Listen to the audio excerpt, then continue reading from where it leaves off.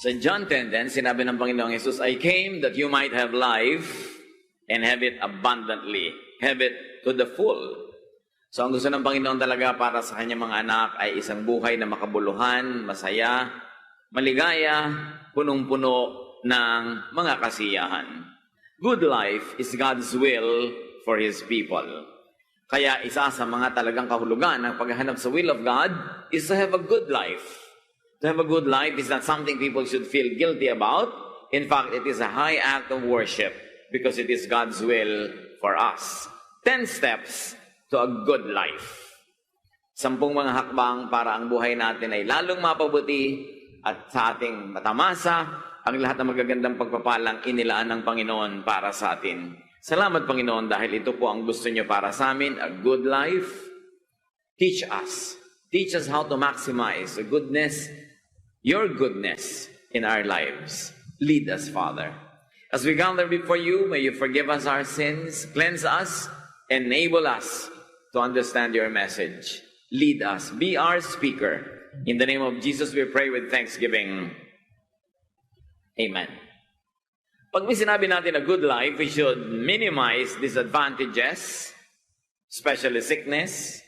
We should maximize the advantages, especially health, and do the most good. That should be a life well lived. Eat sensibly. Isang step natin to a good life, kailangan matalino tayo sa pagkain. Because you are what you eat. Kahit ano ang ilagay natin sa loob ng ating bibig, nguyain at lunukin, magiging bahagi ng ating katawan, ng ating kalusugan, o magiging sanhi ng ating sakit. When to eat is very important. Ecclesiastes 10:17, blessed is the land whose king is of noble birth, and whose princes eat at a proper time for strength. So hindi kain na lang ng kain kahit kailan na lang merong tamang oras. At yung mga nag-aaral ng metabolism ng katawan ng tao, sinasabi talagang dapat merong regular time to eat. Whenever possible. And what do we eat? Sa kasimula pa lang, sabi sa Genesis 1:29, then God said, I give you every seed-bearing plant on the face of the whole earth, and every tree that has fruit with seed in it.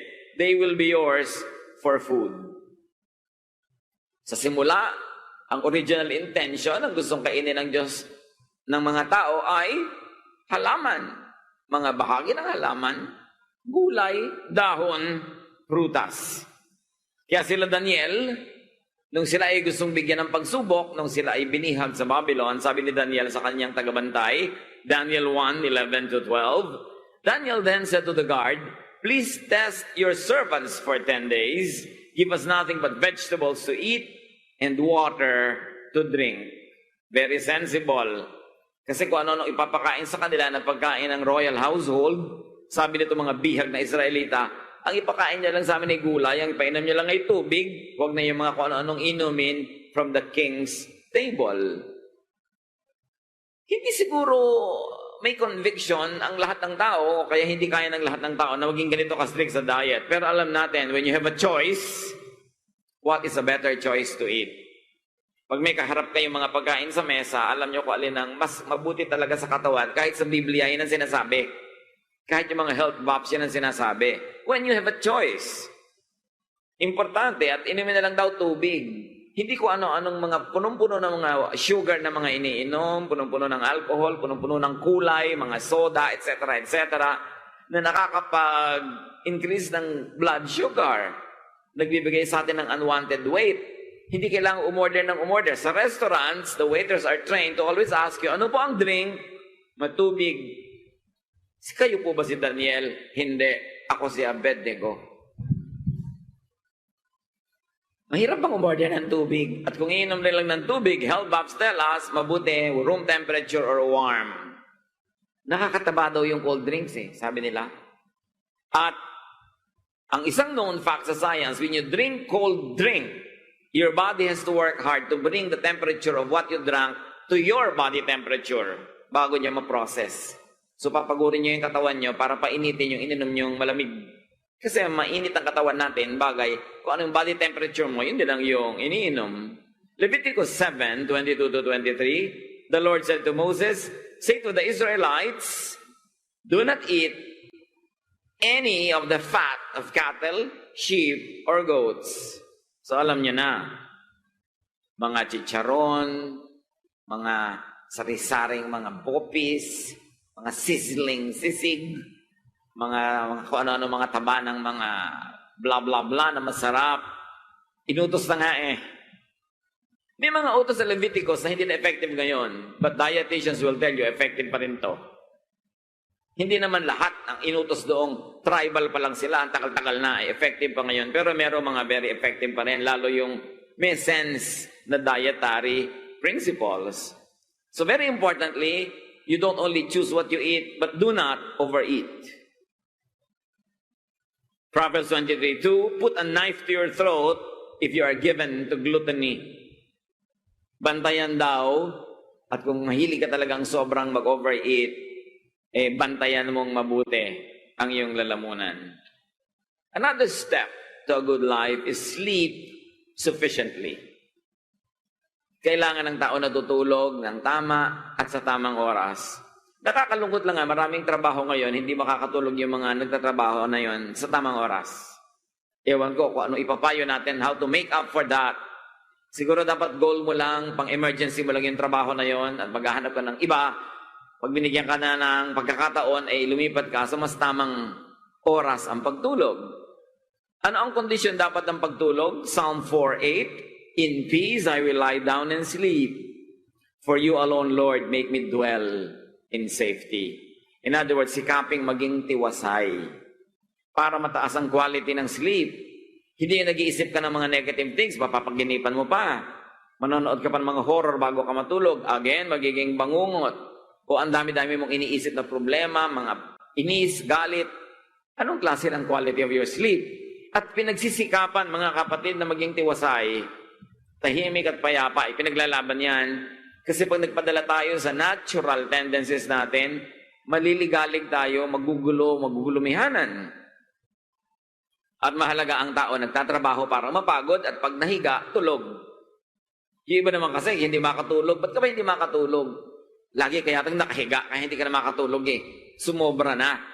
Ecclesiastes 5:12, the sleep of a laborer is sweet, whether they eat little or much. But as for the rich, their abundance permits them no sleep. Siyempre, exaggerated tong point na to. May mga rich din naman na masarap matulog. Ang ibig sabihin lang, pag dumadami ang iyong alalahanin, dumadami ang iyong mga negosyo, dumadami ang iyong mga pinagkakaabalahan, mas mahirap matulog ng payapa. Kaya sikapin na ang hawakan mo lang sa buhay ay yung kaya mong itulog. Pag hindi ka na makatulog sa dami ng mga negosyo, sa dami ng mga iniisip, sa dami ng exciting prospects, sobra na yun, magbawas ka na dahil ang naapektuhan na ay ang iyong sleep. To sleep peacefully is to sleep without cares. Kaya dapat pagod. Sleep early. Kailangan na matutulog ang tao na maaga hanggat pwede. Sinasabi ng mga health advocates, it's best to sleep before or by 10 p.m. No? Kasi meron daw mga body organs tayo na nakakapahinga lang pagka maagang natutulog ang tao. At pag hindi ka nakatulog sa ganung oras, hindi nakapahinga yung body organ mo yan that night. Bukas na uli siya may chance bumawi. Kung nagpuyat ka na naman, kaya napapansin nyo, ang mga lagi nagpupuyat, malakas tumanda. Mabilis pumangit ang pagpupuyat.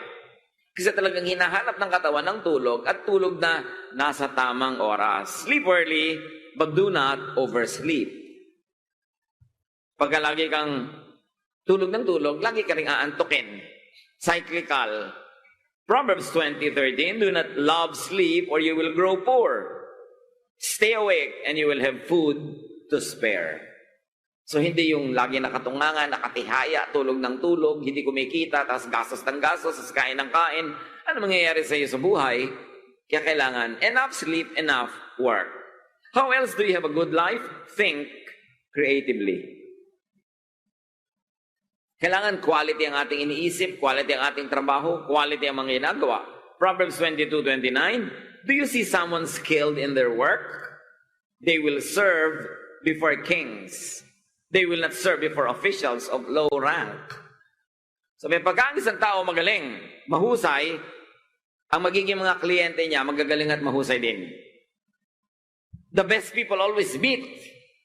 Yung mga pinakamayayaman na magaling kumita, pinakamagagaling ang nagdadrive para sa kanila, pinakamagagaling ang nagmamanicure sa kanila, pinakamagagaling ang nagtitiklop ng kanilang mga damit, pinakamagagaling ang nagluluto para sa kanila, silang magagaling nagkikita-kita. So, galingan ng pag-iisip, taasan ang quality ng trabaho para you will fly with eagles. Kasi kahit naman super yaman, super sikat, kailangan din niya ng halimbawa ay magmamasahe sa kanya. So, siyempre, alam mo magmasahe sa kanya yung pangit gumawa. Siyempre, magaling din. Sila rin ang magkikita-kita. Importante yon. Ngayon, kung nagkataon na, nakasama ka na sa magagaling, natanggal ka pa, well, you know why. Siguro, pang second class o pang third class lang yung service mo. Hindi yung ikaw. Kaya dapat strive to be your best. Do your best and be creative.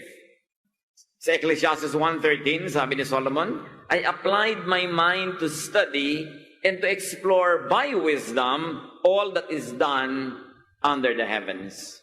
Matalino na nga, aral pa ng aral. Yung iba naman, hindi na nga katalinuhan, allergic pang mag-aral. Konti na nga ang alam, tinuturoan mo ng konti, nosebleed ako, ayaw na. Ang bilis-bilis sumuko. Kaya hindi nadadagdagan ng alam, hindi tumataas ang quality ng trabaho, tapos magtataka, hindi siya umaasenso sa buhay. Be creative, but do not overthink. Huwag din namang sobrang mag-isip. Do not overthink. Yung iba sobrang mag-isip, wala nang kapayapaan sa buhay. Never overthink. Have your rest for your mind. Sabi ng Philippians 4:6, do not be anxious about anything. Pag-isipan mo, pero huwag sobra. Pag panahon na matulog, iwan mo nang iniisip mo, it's a matter of discipline. At maraming mga hiwaga ang buhay, nahayaan nyo na lang manatiling hiwaga. Kaiisip mo, hindi mo rin naman maisip. Sabi sa Ecclesiastes 12:12, much study wearies the body. Nakakatuyo ng katawan, nakakatigang, nakakapagod ang sobrang pag-iisip at pag-aaral. And sometimes it is best applied in things that pertain to God. Sometimes the best theology is silence. Maraming mga bagay na hindi abot ng isip ng tao. Meron namang abot, yun ang abutin, pero yung mga hindi maabot, huwag nang pagpilitan. Leave it to God's mystery. Hindi naman kaya talagang lutasin ng tao ang lahat ng tanong niya tungkol sa Diyos. Kaya mapapagod ka lang. Minsan, hihina lang yung pananalig. Baka kagulo ka lang sa iba. Kung ayaw mong tingilan ng kaiisip ang lahat ng kabusisian mo na gusto mong maintindihan tungkol sa Diyos. How can a finite mind totally comprehend an infinite God? Imposible. Kaya meron tayong inaalam, yung kayang alamin, at merong ipinapasa Diyos na lang. Lalo yung mga issues na parang walang definite na sagot o maraming sagot at hindi mo malaman kung alin ang pipiliin mong sagot. Hayaan mo lang na nandun yun. Hindi mo kailangang solven ang lahat ng bagay. Another step to a good life is to work patiently. While you think and work creatively, you also have to work patiently. Malaki ang pagtitiyaga na kailangan para makapagtrabaho at kumita at para umasenso. Proverbs 14:23, all hard work brings a profit, but mere talk leads only to poverty.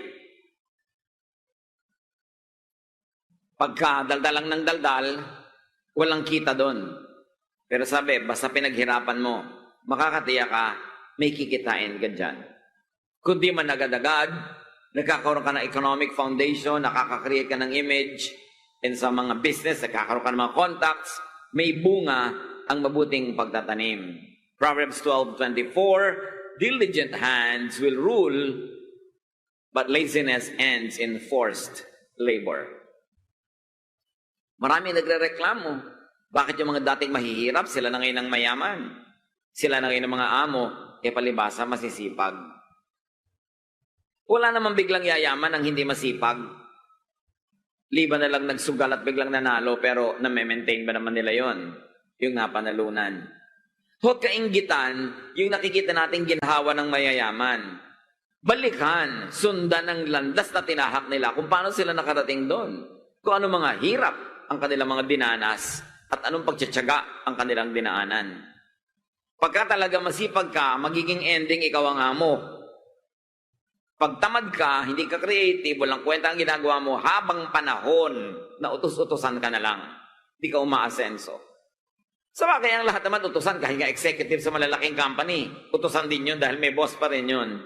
Pero ang mahalaga, umaangat naman yung lagay mo sa buhay at mas iginagalang ka naman ang habang nagtatrabaho. Wala namang taong walang amo. Diba kahit nga presidente ng bansa may boss. Ganun talaga. Pero ang point, umaasenso ka ba? Dumadami ba ang naiuwi mo na profit from your labor? It's important to work creatively and to work patiently and to work well. It is a ticket to good life. Good life is not something that falls from heaven. It is earned. And behave decently if you're going to have a good life. Decente, marangal, magalang, kagalang-galang. Romans 13:13, let us behave decently. Attract decency. Kung ano, ang kilos ng mga tao sa atin, malamang yun lang ang ini-inspire natin sila na gawing kilos. We attract attention. But do you attract negative attention? Do you attract respect or disrespect? Kailangan yung kilos natin, ang ating aakit ay magandang pagtingin, magandang impression, magandang behavior sa mga tao. And part of behaving decently is talk softly. And we're talking in terms of volume. Kailangan pag nag-iisip tao, hindi mo maabala dahil ang lakas-lakas ng bibig mo. At merong isang dapat balikan ngayon ng mga tao, palibhas at wala ng good manners and right conduct na subjects. Boses mo sa tenga ng mga hindi mo naman kausap, you're invading their privacy. Ang dami ngayon mga empleyado sa mga high-rise buildings, walang modo. Nasa elevator, daldala ng daldala na parang nasa sala nila.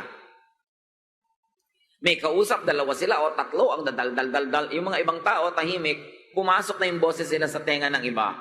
Kawalang galang yon dahil anong ginagawa ng boses mo sa loob ng tenga niya? Hindi ka naman niya gustong pakinggan. Kaya mga dissenting tao, pag nag-uusap sa elevator, pagbulong, or sandali lang naman yun, liba na lang 300 floors yung aakyatin mo, mano bang manahimik ka na lang muna, mamaya ka na magsalita? Lalo lamang nabubunyag ang kawalan ng saysay ng mga iniisip ng tao pag malakas sila magsalita. Dapat talk softly. At yung quality, yung content ang pinag-uusapan, napakahalaga yan kung magiging successful tayo sa buhay at magkakaroon ng good life. Proverbs 15:1, a gentle answer turns away wrath, but a harsh word stirs up anger. Ng good life. Proverbs 15:1, a gentle answer turns away wrath, but a harsh word stirs up anger. Pag gentle kang sumagot, either sa volume, sa speed ng boses, o yung content ng sinasabi mo, hindi magagalit sa iyo ang iyong kausap. And it is always to your disadvantage, maybe to your peril, pag nagalit sa iyo ang kausap mo. Kahit hindi mo siya boss, kahit hindi mo siya kilala, kahit kung sino lang siya dyan, nagalit sa iyo, kung sinaksa ka bigla. Kung may ginawang masama sa'yo o pinagbalakan ka, huwag na huwag ka manggagalit ng tao. At pinakamabilis manggalit ng tao ay mga sakit na sa salita, mga masasakit na salita. Yung nakaka-insulto, yung nakaka-challenge. So, a gentle answer turns away wrath. You will have a good life. You must know how to have a gentle answer, even to harsh questions. Do not return evil for evil. Hindi mo kailangang patulan ng mga tao kung wala silang modo, kung sila magaspang. Hindi mo rin kailangang maging katulad nila. Lalong-lalot may pinapahalagahan kang buhay, pangarap, plano. Ipoprotect mo yun na bigla na lang na nalagot ang buhay mo dahil nakipag-away ka sa walang kakwenta-kwentang bagay. Proverbs 25:15, through patience, a ruler can be persuaded, and a gentle tongue can break a bone. Pag daw magaling ka magsalita, maayos kang magkohorte ng iyong dila, kahit mga pinuno, kahit mga leaders, kahit mga mahala, ay pwede mong mahikayat na isipin o gawin ang ipinapaisip o ipinapagawa mo sa kanila. At kung gusto mo talagang bumali ng buto, ang gagamitin mo, hindi pamalo, hindi karahasan, kundi dahan-dahan, malumanay na salita. Yun ang talagang effective. Kasi yung nasasaktan sa dahan-dahang pagsasalita, yun ang tinatablan ng hiya. Yun ang nakakapag-isip-isip.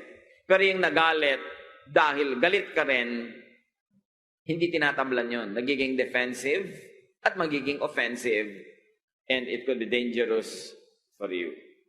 James 1:19, everyone should be quick to listen, slow to speak, and slow to become angry. Yung slow to speak, hindi naman yung halika dito. Hindi naman ganun, no? Ibig sabihin lang, hindi ka agad-agad nagsasalita, nag-iisip ka muna. Pero pag nagsalita ka na, normal speed na. Pero huwag bubuka agad ang bibig, lalo galit. Kasi pag galit ka, pwedeng may masabi kang pagsisisihan mo. Pagamat may mga tao kung hindi ka pa nanggagalaite, hindi tatablan, pero mas mabuti, especially when in doubt, to hold your peace. Do not hurt feelings. If you are going to have a good life, dress smartly. Hindi ka magkakaroon ng good life kung mukha kang basahan o mukha kang tiriringgay. Kailangan dress smartly. Whether you like it or not, sinusukat ka ng tao sa itsura mo. So huwag kang tamad na magayos. Sabi sa Ecclesiastes 9:8, dress up, comb your hair, and look your best. Lalong-lalo ka kung iniwan ka ng asawa mo, tapos nangangayayat ka pa, mukha kang bangkay, yung damit mo, ang dumi-dumi na, hindi natatablan ng apoy, lalo kang iiwan. Pag nakita ka, sabi, ay, talagang dapat nga palang iniwan ito. Pero kung ang ganda-ganda mo, magdadalawang isip na naman yan, pag hinayangan ka man lang. Sabi ng iba, looking good is the best revenge. Kung may umapi sa'yo noon, di magpaganda ka, kaysa magmukmuk ka sa iyong sariling mga kadiliman. You are measured by your looks, whether or not you agree with that. That is the way of the world. Kaya si Solomon na matalino, sabi niya, dress up, comb your hair, and look your best. At ang pinakamatalinong babae na binanggit sa Bible, the lady of Proverbs 31, verses 21 and 22, when it snows, she has no fear for her household. For all of them are clothed in scarlet. She is clothed in fine linen and purple. Sabi itong babaeng matalinong ito, na blessed na babaeng ito, maayos ang pananamit. Tama, angkop sa panahon. Pag maginaw, may pangginaw. Pagka mainit, meron siyang mga maninipis sa kasuotan lamang at finest material. At hindi dahil siya ay nanghihingi. Dahil magaling siya magnegosyo, magaling siya maghanap buhay, magaling siyang kumita. Ang mga tao ay para mga pagong, sabi nga ni Jose Rizal, inuuri tayo sa ating talukab. So kung ano yung shell mo, yun ang nagiging value mo. Kaya alagaan ang sarili. Hindi mo kailangan maging mayaman para magpaganda. Kung ang hirap-hirap mo na nga, mukha ka pang mahirap, di lalo ka ng mukhang kawawa. Sino pa magtitiwala at kukuha sa'yo? Kaya mahalaga to look good. Hindi para magyabang, because God is God of beauty. At nilikha ka ng Diyos ng maganda. Ang mga damo nga na tinatapakan, ang gaganda. Ang mga halaman nga magaganda. Tapos ikaw na tao, crowning glory of God's creation, hindi nagsisikap, nagandahan ang itsura. It's important. Another step to good life is to earn honestly. Kailangan ng tao kumikita ng matapat at malinis. Liban na lang kay sobrang bata pa, o sobrang tanda na, o sobrang may sakit, dapat ang tao kumikita. Dapat kinikita mo ang iyong ginagastos. Hindi mo iniaasa sa iba. That is how to have a good life. not at the expense of others. Sa Acts 20:33-34, sabi ni Paul, who was a missionary, I have not coveted anyone's silver or gold or clothing. You yourselves know that these hands of mine have supplied my own needs and the needs of my companions. Bagamat ang mga lingkod ng Diyos ay entitled to the support of the people that they serve, sabi ni Pablo, bagamat entitled ako dyan, nagtrabaho pa rin ako. Pinaghirapan ko pa rin at kinikita ang ginagastos ko at ng aking mga kasamahan. Siya na nga na entitled na sa support ng mga tao, nagtatrabaho pa. Ano pa yung iba? Proverbs 13:11, dishonest money dwindles away, but whoever gathers money little by little makes it grow. So yung mga biglang yaman na mali ang paraan, easy money, nawawala din agad. Pero pag pinaghihirapan mo, buong ayos mong ipinupundar ang iyong kabuhayan, magtatagal yon. Kasi yung pinaghihirapang income, minamahal, pinagmamalasakitan. Pero yung easy money, tinatapon din ng ganun-ganun lang. Kasi napakadali namang kitain. Very importantly, earn more than you need. Dapat ang tao kumikita para sa kanyang pangangailangan. Again, liban na lang kung sobrang bata pa, sobrang matanda na, sobrang may sakit, or inaalat lang sa mga panakanakang panahon. Kahit naman magaling ka, kung minsan wala kang kita, minsan ang negosyo mo hindi nag-click, aasa ka sa iba, pero paminsan-minsan, hindi yung habang panahon ka nakadagan sa iyong kapwa. But it's not only just earning, but you should earn more than you need. Goal ng tao dapat na makadiyos, hindi lang kumita, kundi kumita ng higit sa kanyang pangangailangan para siya may sobra at maibigay niya sa mga hindi kumikita dahil sobrang bata, sobrang matanda, sobrang may sakit, o sobrang inaalat. Ephesians 4:28, anyone who has been stealing must steal no longer, but must work, doing something useful with their own hands, that they may have something to share with those in need. Goal ng mga anak ng Diyos na kumita ng higit-higit sa kanyang kailangan para meron siyang sobra na pwedeng maipangtulong sa iba. Maibigay sa mga dapat at kailangang tulungan. Kakambal niyan, if you're going to have a good life, spend wisely. Kailangan matalino ang tao sa paggastos. Hindi bulagsak. Isaiah 55:2, why spend money on what is not bread, and your labor on what does not satisfy? Natatandaan ko yung lola ko nung bata pa ako, minsan nasa isa kaming public place, tapos may nagtitinda sa kanya ng bubble gum. Lola, bubble gum. Sabi ng lola ko, bakit? Nakakabusog ba yan? It says a lot. Kasi sabi ng Isaiah 55:2, why spend money on what is not bread? In other words, why spend money on what cannot give your nutritional needs? Pero ang dami-daming ginagastos ng tao sa junk food na bukod sa hindi na nga nakakabuti, nakakasama pa. Kailangan, pag may ginagastosan ka, sulit. Meron talagang value na binibigay sa buhay mo. Proverbs 21:20, the wise store up choice food and olive oil, but fools gulp their own. So, wise ang pag-spend ng mga wise na tao.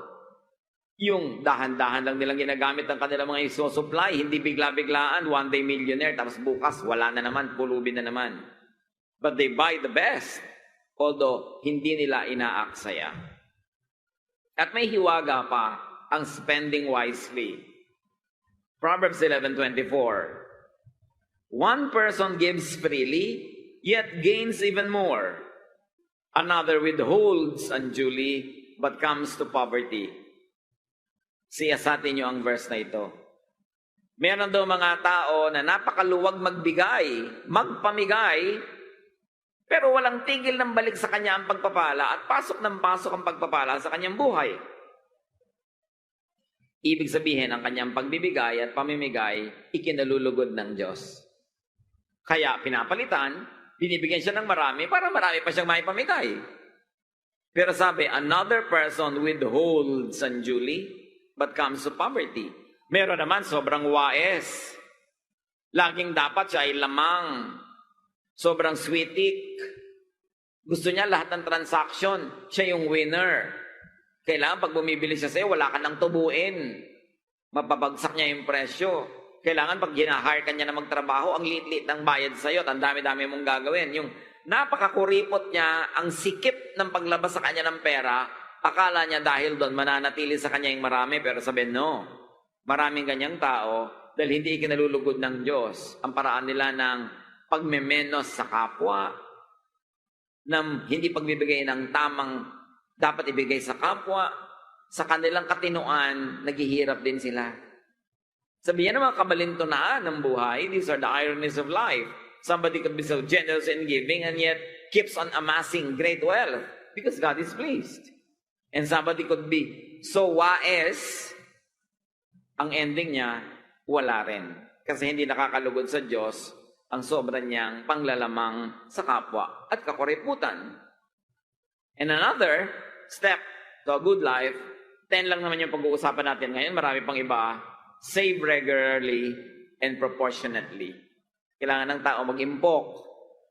Kailangan mag-ipon ayon sa kanyang kinikita. Sabi ng iba, maganda daw na nai-save ng tao at least 10% ng gross income niya. Meron nakakasave pa more. Meron naman, kulang na kulang. Pero yung ideal is that people should be able to save at least 10% of what they make. 1 Corinthians 16:2, on the first day of every week, each one of you should set aside a sum of money in keeping with your income, saving it up. Of course, this one, ang context nito is going to be donated to the needs of the church. But the idea applies to all other aspects of our lives, that there must be a regular, scheduled way to save. Kasi dumadating ang mga pangangailangan, hindi mo alam. Pagka zero balance ka o negative pa nga, paano kung biglang may dumating pang extra needs? Proverbs 10:5, he who gathers crops in summer is a prudent son, but he who sleeps during harvest is a disgraceful son. Ang tao daw na gumagawa ng pera, kumakayod ng income, sa panahon na pwedeng kumita, ay mabuti. Kapuri-puri.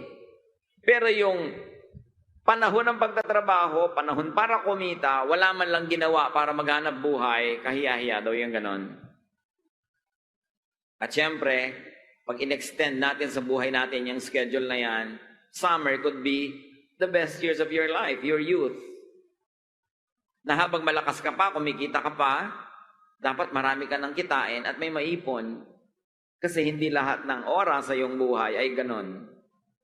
Darating ang iyong pagtanda na hindi ka na malakas, o baka hindi ka pa katandaan, magkasakit ka, hindi ka na rin kumita, wala ka malang naipon, wala ka na isubi, wala kang mabuting naitanim sa puso ng kapwa, ano ngayon ang naasahan mo?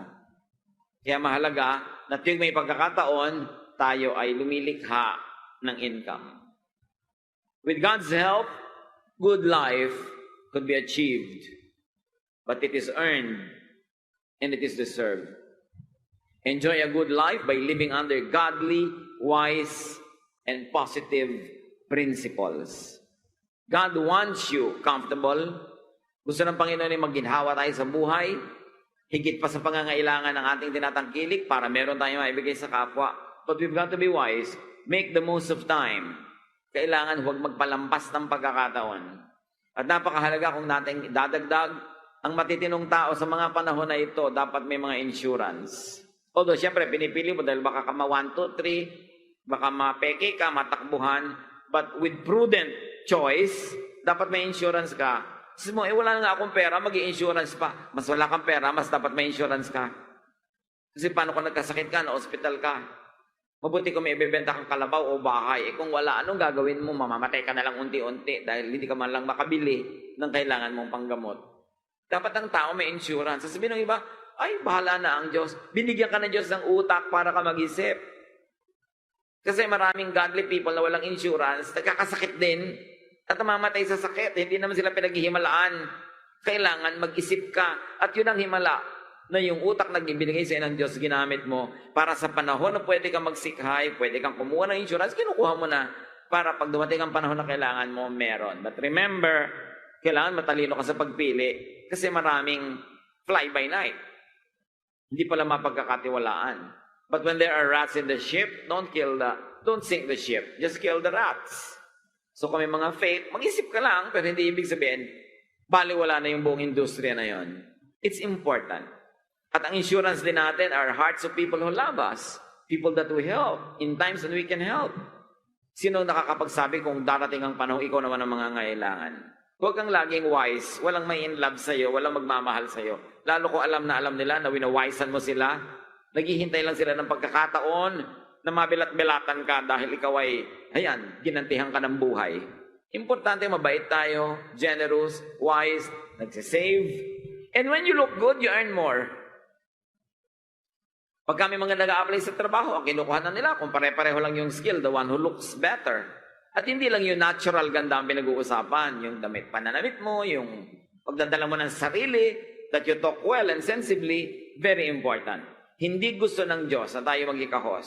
Hindi niya gusto magdusa tayo, pero kailangan tayong makipag-cooperate. We must use the brain that God gave us so that we could get the most out of life and give the most to life.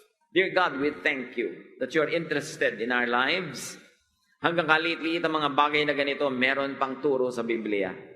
Turuan mo kami, Lord, pahalagahan ang mga pinag-aralan ngayon, maipamuhay, at sa mga bahagi ng aming pang-araw-araw na buhay na ito'y nagaganap na, salamat po. May you teach us how to even improve. Lead us.